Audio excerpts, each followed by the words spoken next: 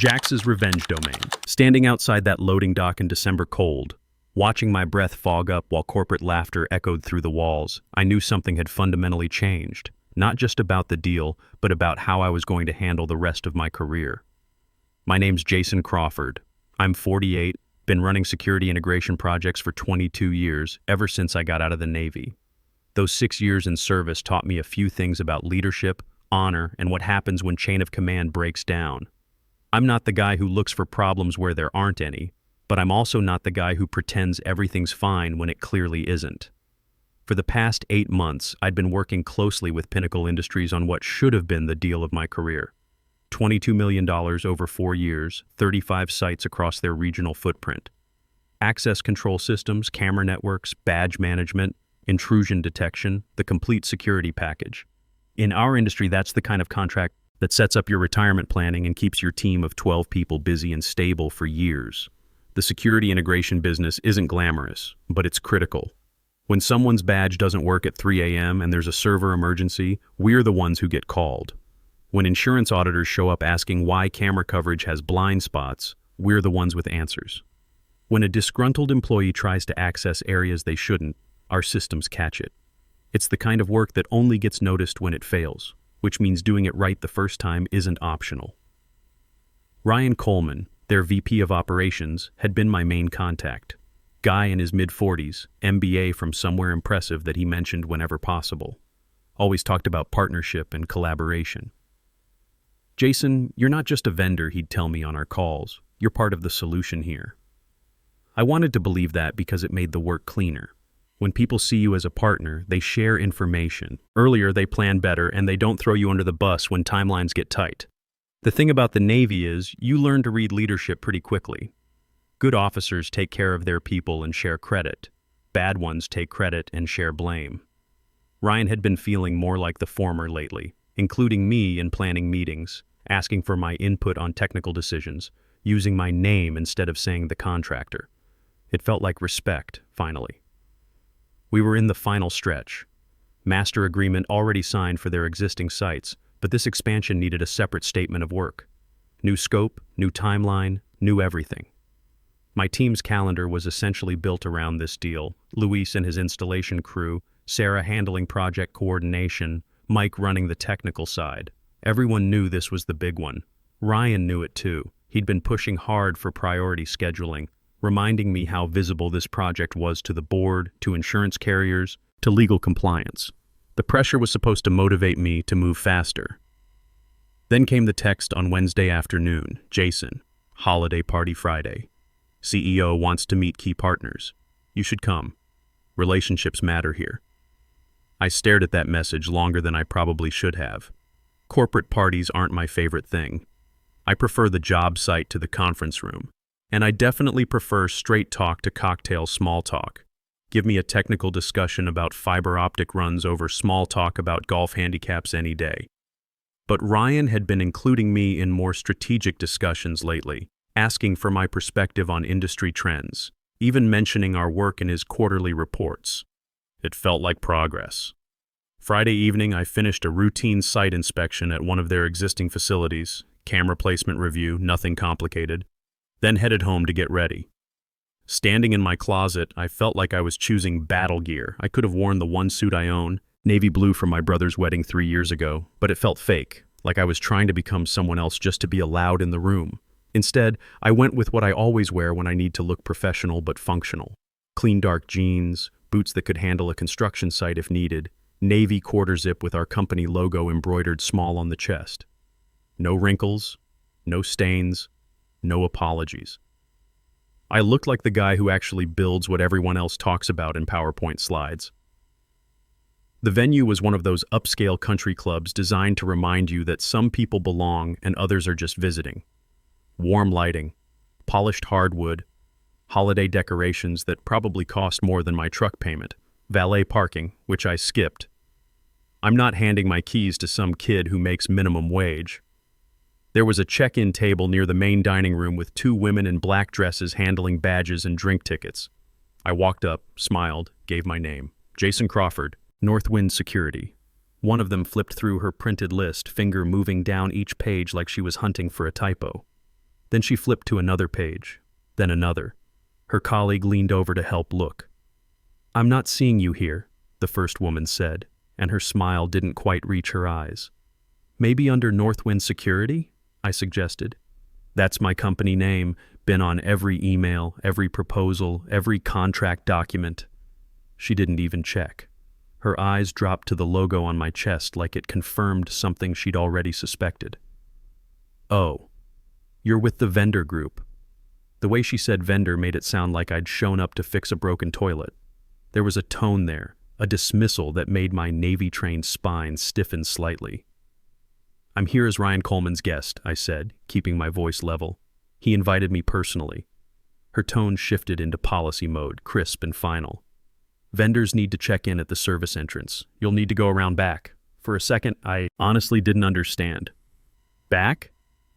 She nodded toward a hallway like she'd delivered this exact routine all evening. "Service entrance. Security will direct you." That's when a security guard stepped over. Tall guy in a blazer with an earpiece, probably ex-military himself from his posture. Not hostile, not aggressive, just ready. Like his job was to prevent people like me from becoming an inconvenience for the real guests. "Sir," he said, calm and practiced, "service entrance is on the side of the building." I felt heat rise in my face. That clean, sharp humiliation you can't argue with because it's happening so politely. I could have pulled out my phone right there, called Ryan, made him come down and explain why his key partner was being directed to the loading dock. But I've been around corporate executives long enough to know what happens next. They apologize without really apologizing. They blame policy. They fix it for you personally, while acting like the real problem was your sensitivity, not their system. So I nodded once. No problem. I walked away from the warmth and the small talk, past a hallway that smelled like expensive cologne and prime rib, and out through a side door into the December night. The cold hit hard, metallic and sharp. Inside, I could hear bass thumping through the walls like a heartbeat that wasn't mine. I followed the building around, past executive parking spaces with luxury cars I could probably afford but would never buy, past a dumpster, to a loading dock with a single fluorescent light and a metal door. No welcome table, no holiday decorations, just a cigarette disposal bin and a security camera pointed down at me like an accusation. Standing there in the cold, listening to muffled laughter through the wall, I realized something I didn't want to admit. This wasn't a mistake. This was exactly where they thought I belonged. I stood there for maybe 3 minutes, watching my breath fog in the air while expensive cars sat under warm parking lights. Through the walls, I could hear the party continuing, clinking glasses, polite laughter, the kind of networking that happens over appetizers and wine. The loading dock had a clear view of the executive parking area, BMWs, Mercedes, a couple of Audis. Ryan's silver Lexus was right there, close to the door, probably in a reserved spot. The security camera above me had a little red light blinking steadily, recording everything, recording me standing here like I was supposed to be grateful for the privilege of freezing my ass off outside their party. That's when it really hit me. This wasn't some mix-up at the check-in table, this was deliberate. I walked back to my truck, a 3-year-old F-150, reliable and paid for, and drove home. No dramatic engine revving, no squealing tires, just a man leaving a situation that had become clear. Halfway there, sitting at a red light, my phone buzzed with a text. Ryan's name popped up on the screen. I glanced at it and felt something twist in my stomach. "Hey, where'd you disappear to?" "CEO wants a photo with key partners. Not what happened or let me find you. Just casual confusion, like I'd wandered off between appetizers to take a phone call. He didn't ask if I got inside. He didn't mention the service entrance. He wrote it like I'd left voluntarily, like I was somewhere in the building playing hard to get." I didn't reply, just drove the rest of the way home, pulled into my driveway, and sat in the cab for a moment. My house looked exactly like it always did. Small, neat, paid off early thanks to Navy discipline and 22 years of steady work. No mansion, no gate, but it was mine. The porch light was on, same as every night, welcoming me back from whatever corporate nonsense had filled the day. Inside, I poured a glass of water and tried to process what had just happened. The check-in woman's tone, the security guard's practiced routine, the loading dock camera, the executive parking spaces I'd never be invited to use. It all fit together in a way that made me feel naive for not seeing it sooner. My phone buzzed again. Email notification. I'd been copied on a procurement thread about Monday's final contract review. Usually this stuff was routine. Calendar confirmations, agenda updates, polite corporate language that nobody really reads because the real decisions happen in private conversations. This one was different. Subject line, vendor attendance, final list. I opened it with the kind of dread you get when you know you're about to confirm something you don't want to believe. Short thread, maybe 4 emails total, but buried in the second message, sent that afternoon around 3 p.m. was this. Ryan Coleman, do not badge Northwind tonight. Service entrance only. We don't need contractors in leadership photos. I stared at those words for a full 30 seconds, read them twice, then a third time. The check-in woman hadn't been improvising. The security guard hadn't been following generic policy. They were executing Ryan's specific instructions, sent hours before I'd even left my house to get ready. He'd invited me so he could say I was included. Then he'd blocked me so I wouldn't be visible in the photos that would go to the board, to investors, to whoever else mattered in Ryan's world. He wanted me available but not seen, present but not acknowledged. I set the phone down and leaned both hands on my kitchen counter. The anger didn't come out as fire. It came as something colder, more calculating. In the Navy, we called it tactical thinking. When someone shows you exactly who they are, you don't get emotional about it. You adjust your strategy accordingly. I thought about Luis, my lead installer, who'd been asking about the Pinnacle expansion for weeks. He had twin daughters starting college next year. Sarah, my project coordinator, just bought her first house, partly because she knew this deal would keep us busy through 2029. Mike, my technical lead, had turned down 2 other job offers because he believed in what we were building with Pinnacle. All of them trusted me to handle the business side so they could focus on the technical work they loved. All of them deserved better than being treated like disposable contractors by someone who saw them as props in his corporate theater. My phone buzzed a third time. Another text from Ryan, this one shorter and more demanding. Jason, CEO is asking for you. Where are you? I almost laughed. Almost. He was still playing the game, still pretending I was somewhere in that building, maybe in the bathroom, or taking a work call. Still maintaining the fiction that his key partner was simply being elusive. Instead of replying, I opened my laptop and pulled up the draft email I'd created earlier in the week. Not because I was planning drama, but because 22 years in business teaches you to prepare for people who use charm as a weapon. You draft the resignation letter before you need it. You outline the contract termination before the relationship sours. You prepare for the moment when someone's true character shows itself. The draft was clean, professional, final. Subject: withdrawal from expansion. SO, effective immediately. 3 paragraphs. No accusations, no emotional language, just business reality stated as fact. I'd learned this approach in the service. When you need to deliver bad news up the chain, you make it impossible to argue with and easy to understand. But I didn't send it yet. Not because I was having second thoughts, but because I wanted to sleep on it. Give Ryan one last chance to surprise me. Maybe he'd call Saturday morning with an explanation. Maybe he'd admit it was a mistake and figure out how to make it right. Saturday morning at 8:15, my phone rang. But it wasn't Ryan. It was Rachel Thompson, Pinnacle's CFO. CFOs don't call you on weekend mornings unless they're about to save you or bury you. There's no middle ground with that particular conversation. Jason, she said, careful and measured. I'm hearing there was an issue at the party last night. Not an issue, I replied, setting my coffee cup down slowly. A decision. There was a pause on her end, short but real, like she hadn't expected me to be that direct. Ryan says you arrived inappropriately dressed and became difficult about building protocols. I let the silence stretch until she felt it. Then I said, Rachel, I was wearing clean jeans and a company polo. I gave my name at check-in. Your staff directed me to the service entrance. I complied without argument, then left. Another pause, longer this time. Do you have documentation of what you're claiming? Yes. Ryan's email to procurement, instructing them not to badge us. The silence on her end was different now, heavier. In that quiet, I could hear the moment her internal story started to change. Because if she hadn't seen that email before our conversation, she was starting to see Ryan Coleman very differently. Forward it to me, she said. I will, I said. But before I do, Rachel, you need to understand something. This isn't about a photo opportunity. This is about what it means for Monday's meeting and for my team. Her voice softened slightly. Not friendly, but careful. Jason, we value your partnership here. Value isn't a word, I cut in, keeping my tone level. It's behavior. And last night's behavior told me everything I need to know about how Pinnacle sees contractors when the cameras are rolling. There was another pause. When she spoke again, her voice had shifted into executive mode, the tone people use when they're trying to contain damage before it spreads. Are you planning to walk away from the expansion?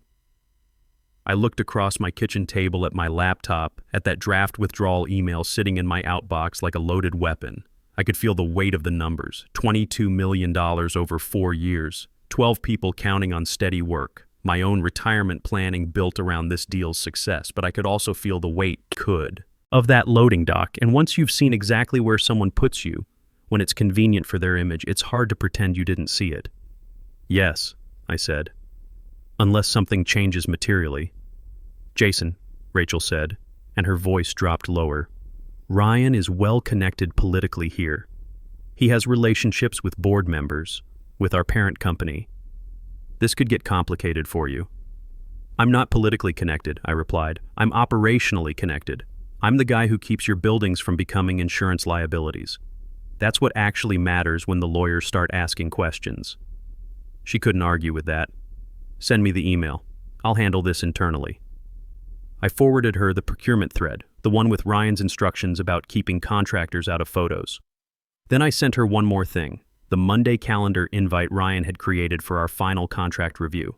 The attendee list included Ryan, legal, procurement, CFO, and me. In the notes section, Ryan had typed, key partner presentation, full stakeholder alignment.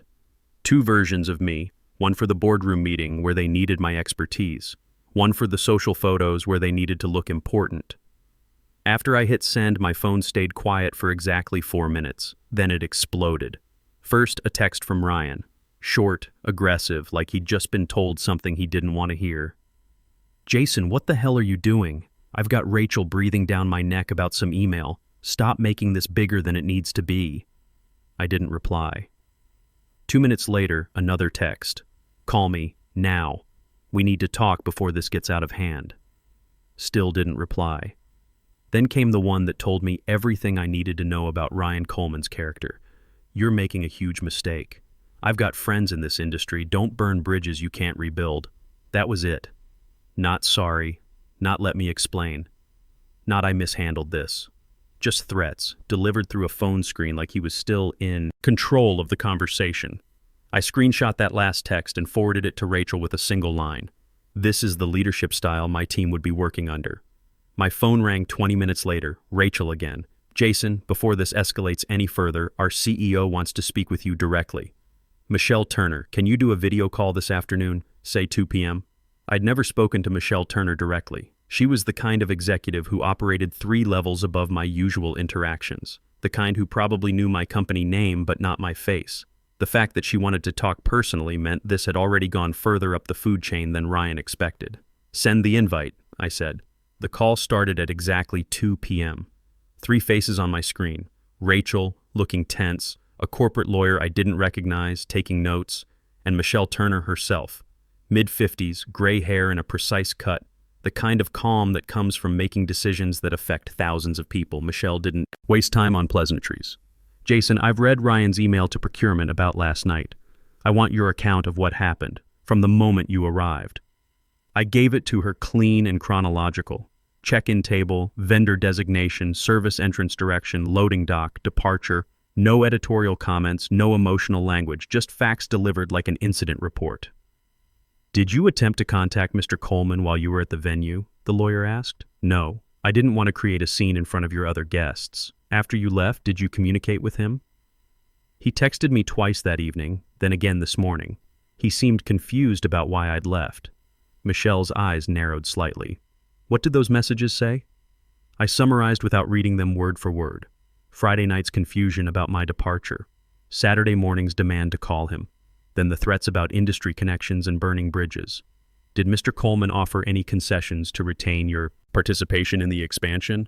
He offered a rate reduction yesterday. Then he implied I was making enemies by pursuing this. Rachel's head turned slightly toward Michelle. That was the first visible crack in their unified front. Then Michelle asked the question that mattered. Jason, is there anything we can do to keep this expansion moving forward with your team? That's where most people would negotiate. Public apology, written commitments, Ryan's removal from the project, better contract terms, all reasonable requests that a reasonable company might accept. But I'd been thinking about this since the loading dock. The problem wasn't Ryan personally. The problem was a corporate culture that felt comfortable treating contractors like interchangeable parts when it suited their image, then expecting loyalty and quality work when they needed results. This isn't about price, I said, and it isn't about personalities. It's about partnership. If Ryan felt comfortable instructing staff to exclude us from photos while expecting us to execute critical work, what happens when schedules slip? What happens when insurance auditors ask hard questions? My team becomes the convenient scapegoat. If Ryan were removed from project oversight, would you reconsider? The fork in the road. I could take the win, let them handle him internally, keep the $22 million deal, and move forward. But I thought about Luis again, about Sarah, about Mike, about all the other contractors who'd been directed to service entrances over the years, who'd accepted it because they needed the work, about the message it would send if I took their money after they'd shown me exactly how they saw people like us. I won't reconsider, I said, keeping my voice steady. Not because I'm being emotional, but because I'm being realistic. This company has shown me how it treats contractors when nobody important is watching. I won't put my people in that environment. Michelle didn't argue. She didn't threaten. She didn't try to charm me back into the deal. She just sat back in her chair and nodded once. Understood, she said. Our legal team will send formal acknowledgement of your withdrawal and confirm transition obligations under the existing master agreement. We're not asserting breach on current contracts, the lawyer added quickly. This addresses only the expansion SOW. The legal threat from Ryan's earlier posturing was dissolving in real time. The CEO didn't want a vendor dispute dragging on. She wanted the bleeding to stop. We'll cooperate on any reasonable transition requirements, I said.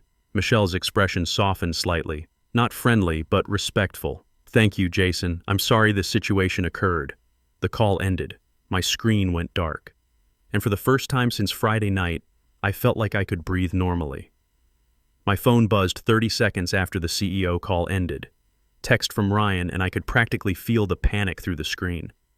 Jason, what did you just do? I'm getting calls from upstairs. This is insane over a simple misunderstanding. Still calling it a misunderstanding, still not getting it.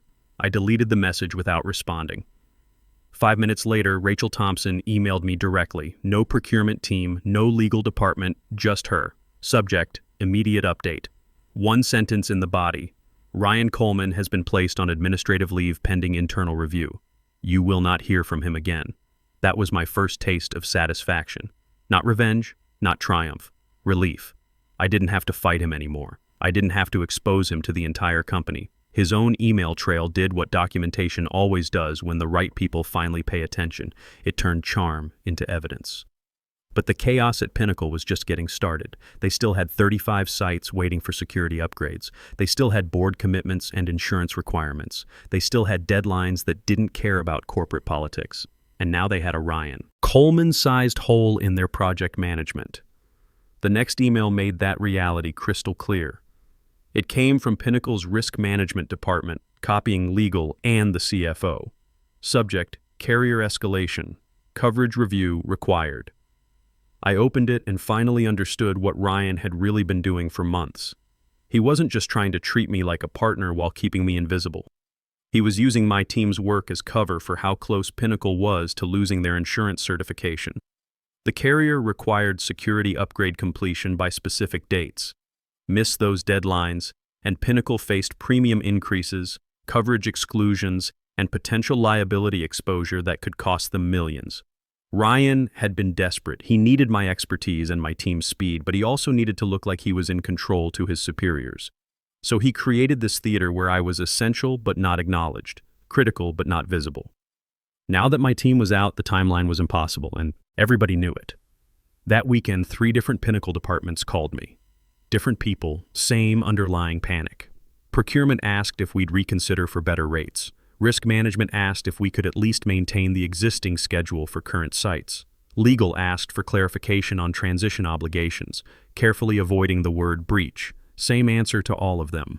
We'll support transition under our existing master agreement. We will not execute the expansion. No emotion, no lectures, no detailed explanations, just a boundary, repeated like company policy, because that's what it had become.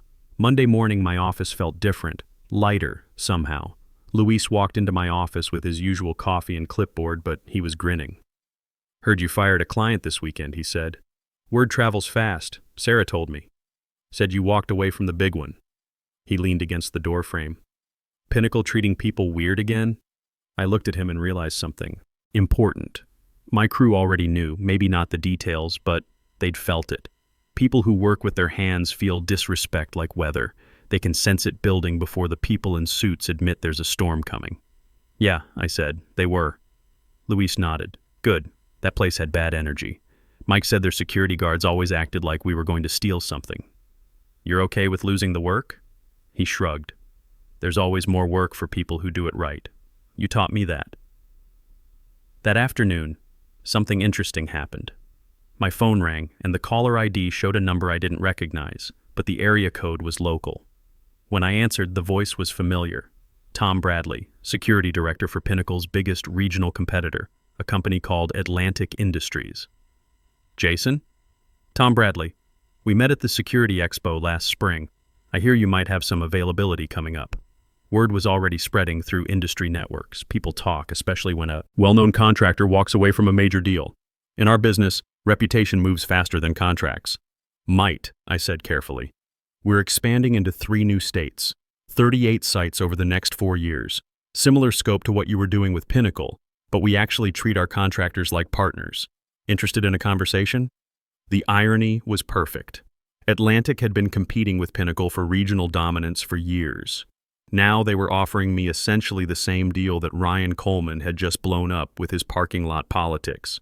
"Send me the details," I said. 2 weeks later, I signed with Atlantic Industries. $21 million over 4 years, 38 sites, better payment terms, and something Pinnacle never offered: respect. On kickoff day, Atlantic's CEO met me in their lobby personally. No badge table confusion, no service entrance directions. He shook my hand and said, "We're glad you're here. I hear you're the guy who tells the truth early and often, only way I know how," I replied. Meanwhile, Pinnacle's replacement vendor was exactly what you'd expect: a national firm that promised fast deployments using local subcontractors. They looked great in presentations, polished account managers, corporate headquarters, the kind of vendor you could put in annual reports without worrying about work boots in the photos. But they were expensive, and worse, they were sloppy. Their project managers changed every few months. Their subcontractors had high turnover. Quality control was inconsistent. The expansion that Ryan had promised would be complete by March was still dragging into July, with change orders and delays piling up like snow. I heard through industry connections that Pinnacle's insurance premiums doubled, that their board started asking uncomfortable questions about project management, that several other contractors quietly walked away from smaller deals rather than deal with similar treatment. 3 months after the loading dock incident, I got another email from Michelle Turner, the CEO. Shorter this time, more direct. She apologized again, but with more specificity this time. Said Ryan was no longer with the company, not on leave, gone. Said the incident had triggered an internal review of how they treated contractors and vendors. Said they'd implemented new protocols for corporate events and project management.